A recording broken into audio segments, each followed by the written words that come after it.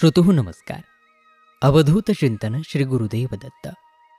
तुम्हा सगळ्यांचं आपल्या मेड फॉर मराठी या यूट्यूब चॅनलवरती मनपूर्वक स्वागत आहे. श्रोतोहो, दत्तकृपा झाली तर अशक्यही कसं काही शक्य होतं याची प्रचिती घडवणारा दिव्य आणि चमत्कारिक असा गिरनार यात्रा अनुभव आपण आज श्रवण करणार आहोत. आजचा हा अनुभव आपल्याला पाठवला आहे तो श्री भूषण पांढरी पांडे यांनी. चला तर श्रवण करूया आजचा हा अनुभव त्यांच्या शब्दांमध्ये. पण तत्पूर्वी आपल्यासोबत असे काही अनुभव घडून आलेले असतील तर ते आपण आम्हाला नक्की पाठवा. आम्ही ते आपल्या हजारो दत्तभक्तांपर्यंत पोहोचवण्याचं कार्य करू. चला तर सुरू करूया आजच्या या अनुभवाला त्यांच्याच शब्दांमध्ये.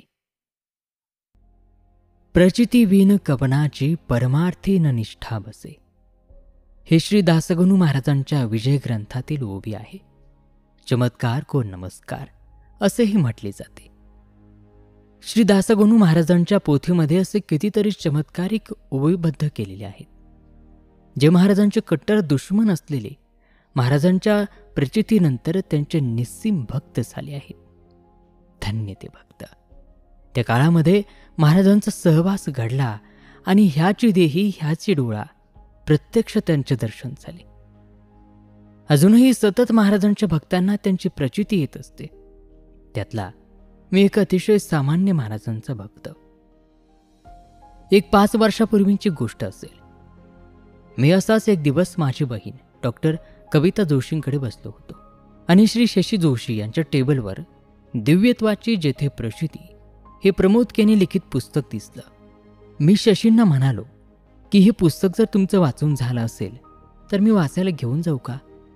त्यावर ते म्हणाले, अहो एक काय, मी अजून तुम्हाला 3 पुस्तकं देतो, तुम्ही पण वाचा, आणखी 3 व्यक्तींना वाचायला द्या. मी ते पुस्तक 2 दिवसामध्ये वाचून पूर्ण केले आणि अगदी भारावून केलो. त्यामध्ये श्री प्रमोद केने यांच्या प्रत्येक पौर्णिमेला केलेली गिरनार दत्तदर्शन वारी आणि त्यानंतर आलेल्या अनुभूती लिहिल्या होत्या. प्रत्येक वारीचे अनुभव वाचून अंगावरती एक प्रकारे रोमांच उठले. ते पुस्तक वाचून मी खरंच असा विचार केला की केनी सरांना असे अनुभव आले असतील. त्यासाठी केवढे पुण्यपदरामध्ये पाहिजे तरच ते सहज शक्य होते. आपल्यासारख्या सामान्य माणसाला ते शक्य नाही हो. त्या दिवसापासून मी बेचैन होतो. वाटत होते काहीही झाले तरी एकदा तरी आयुष्यामध्ये आपण ही गिरनार वारी करायचीच. गेल्या 3 वर्षापूर्वी माझ्या डाव्या पायाचे ऑपरेशन झाले होते. मी सांगितल्याप्रमाणे केनी काकांचे पुस्तक वाचून माझं चित्त स्थिर नव्हतं. मी रोज गजानन महाराजांचा अंगारा ऑपरेशनच्या जागेवर लावून महाराजांना विनंती करायचो की महाराज आयुष्यामध्ये एकदा तरी गिरनार यात्रा घडू द्या. त्या 12,000 पायऱ्या चढून दत्तगुरूंच्या पादुकाचे दर्शन घडू द्या. पण लगेच प्रश्न पडायचा की इतक्या पायऱ्या चढून मी पुन्हा त्या उतरू शकेल का? हाच प्रश्न मी माझी बहीण कविताला केला. ती म्हणाली की महाराजांची आणि दत्तप्रभूंची इच्छा असेल तर तू जरूर चढून जाऊ शकशील आणि मी तुला घेऊन जाईल. झाले. त्यानंतर महाराजांना आळवायचो, महाराज एकदा तरी दर्शन घडू द्या हो. पण अचानक कविता आणि शशींना गिरनार यात्रेचा योग आला. पण काही कारणास्तव आम्ही जाऊ शकलो नाही. मला थोडे वाईट वाटले, पण आल्यावरती म्हणाले की तू काळजी करू नकोस, आपण पुन्हा जाऊयात. या जाण्याबद्दल माझ्या बहिणी आणि जावई आमची सर्वांची एकत्र चर्चा झाली. आपण सगळे एकत्र गिरनार यात्रेला जाऊया असे म्हणून सर्वांनी संमती दिली. यामध्ये आमचे 2 नंबरचे जावई श्री मिलिंद बोरडकर यांनी पुढाकार घेतला आणि जाण्याचे ठरले. पण प्रश्न होता तो माझ्या आई आणि बाबांचा. माझे बाबा 84 वर्षांचे आणि आई 81 वर्षांचे वृद्ध. आम्ही गेल्यावर ते एकटे कसे राहतील, कारण सगळीच त्यांची मुले सोबत चालली होती. कुणाकडे 5 दिवस राहणे म्हणजे आईबापांना अवघडल्यासारखं होत होतं. आणि मग ठरलं की पुण्याला माझ्या आत्याकडे ठेवायचं.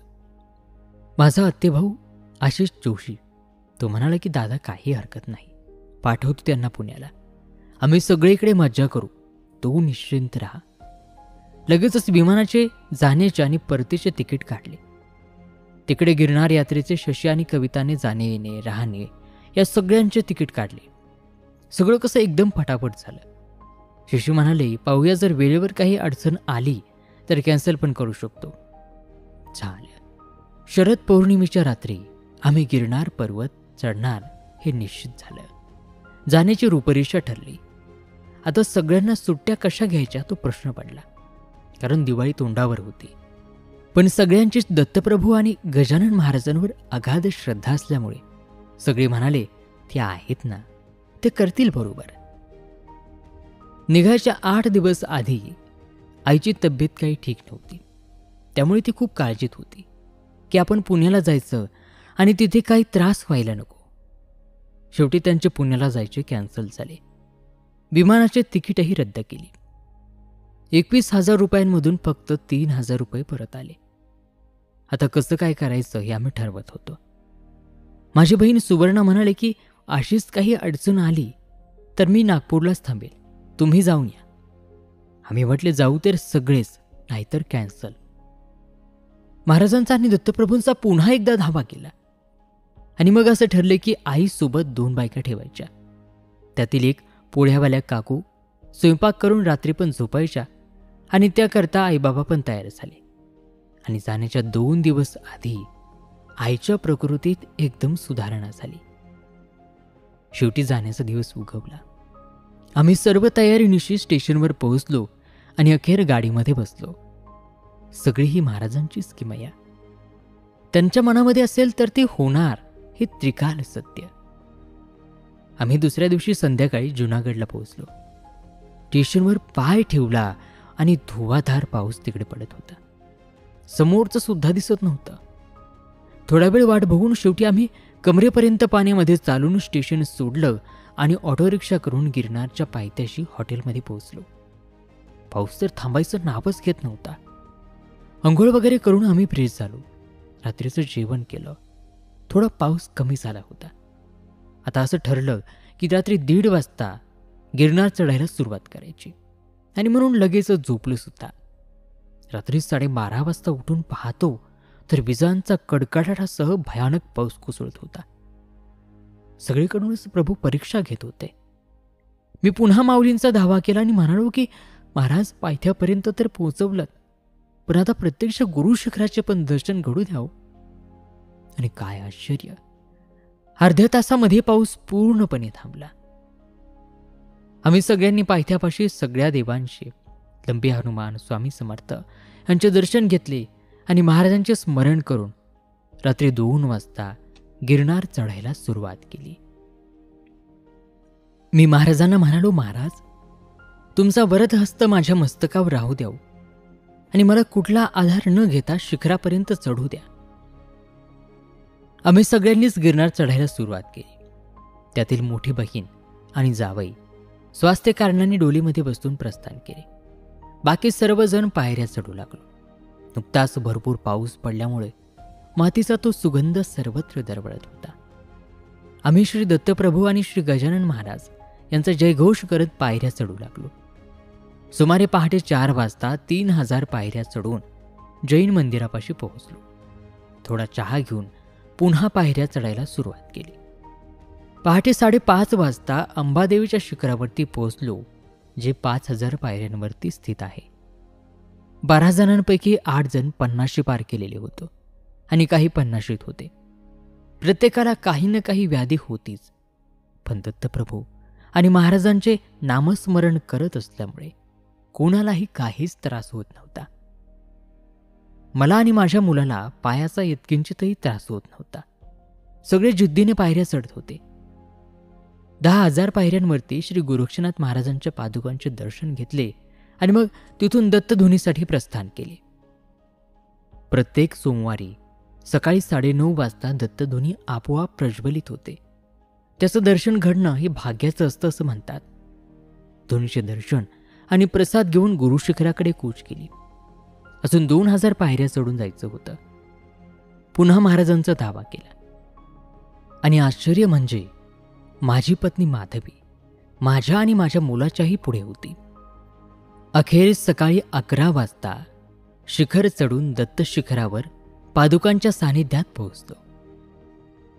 पादुकांसमोर सगळे एक एक करून नतमस्तक झालो.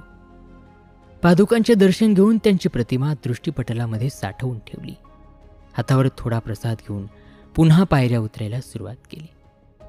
तिथे दत्तधुनीनंतर गुरुशिखरापर्यंत पाण्याची सुद्धा सोय नाही. माझ्या 2 बहिणींनी थकवा आल्यामुळे उतरताना डोली केली. सगळे सतत माझ्या पायाची विचारपूस करत होते, पण महाराजांच्या कृपेमुळे माझा आणि माझ्या मुलाचा पाय दुखतच नव्हता. जेवढा त्रास चढताना होतो त्यापेक्षा जास्त त्रास पायऱ्या उतरताना होतो, कारण शरीर खालच्या भागाला झोकून द्यायचे असते आणि पूर्ण भार हा पायांवर आणि कमरेवर येतो. पण महाराजांच्या कृपेने तसं काहीही झालं नाही. उतरताना अंबामातेचं दर्शन घेऊन चहा नाश्ता करून खाली उतरू लागले. माझी पत्नी माधवी, मुलगा यश, जावई मिलिंद बोरडकर, श्रीकांत दुचक्के, शशी जोशी, बहीण कविता, भाचा अक्षय बोरडकर सगळे संध्याकाळी हॉटेलवर सुखरूप पोहोचलो. यात्रा निर्विघ्नपणे पार पडली. जेवण वगैरे करून निवांत झोपलो आणि पुन्हा सकाळी 3:30 वाजता उठून सोमनाथ मंदिरामध्ये सकाळच्या आरतीला गेलो. आरतीला उपस्थित राहून भालकाधाम येथे श्रीकृष्णांचे दर्शन घेऊन परतीच्या प्रवासाला निघालो. कोणाला कुठेच थकवा जाणवत नव्हता. दुसऱ्या दिवशी नागपूरला सुखरूप परतलो. गिरनार यात्रा निर्विघ्नपणे पार पडली. ही सर्व महाराजांचीच कृपा.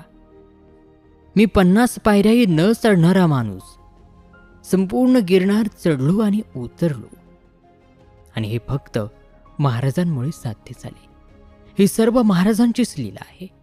गजानन महाराजांच्या विजय ग्रंथातील 21व्या अध्यायामध्ये दासगणूंनी लिहिले आहे की श्री गजानन चरित्र तारक असोनी परम पवित्र. अनुभव येण्या मात्र सबळ निष्ठा पाहिजे. गजानन परी निष्ठा ठेवा, सुख अनुभव सर्वदा घ्यावा. कुतर्कासे मुळी न द्यावा, ठाव आपला मानसी. अवधूत चिंतन श्री गुरुदेव दत्त. आणि श्रोतो, याच बरोबर श्री भूषण पांढरी पांडे यांनी लिहिलेला, त्यांना आलेला हा गिरनार यात्रा अनुभव या ठिकाणी समाप्त होत आहे. आजचा हा अनुभव तुम्हाला कसा वाटला आम्हाला कॉमेंट करून नक्की सांगा. आणि तुमच्या बाबतीतही जर असे काही अनुभव घडून आलेले असतील ते सुद्धा आपण आम्हाला नक्की पाठवा.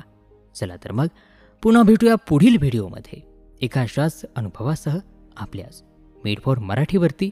तोपर्यंत नमस्कार, धन्यवाद. श्री गुरुदेव दत्त.